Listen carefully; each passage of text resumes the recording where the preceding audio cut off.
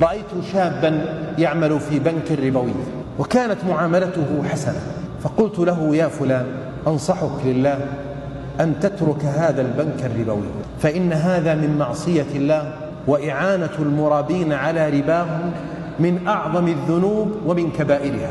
فقال لي: يا شيخ، أتريد أن أخبرك بالحقيقة؟ قلت: نعم.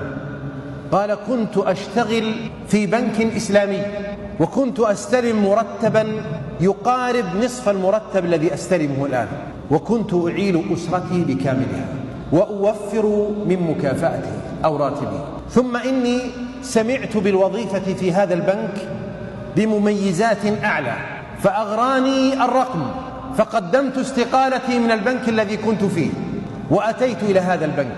فحصل الآتي: بعت سيارتي، أوقفت نفقتي على أسرتي، لا يكاد يمر بي ثلثاء الشهر حتى ينتهي الراتب.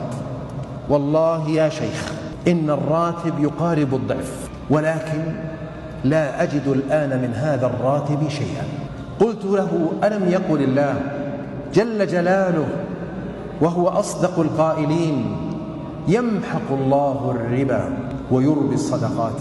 ليست العبرة بالأرقام، ليست العبرة بالأجسام، العبرة بهذه المعاني التي ينزلها الرب سبحانه في الأشياء فيجعلها مباركة ويجعلها عظيمة الأثر واسعة النفع، يمتد نفعها للإنسان ولمن حوله.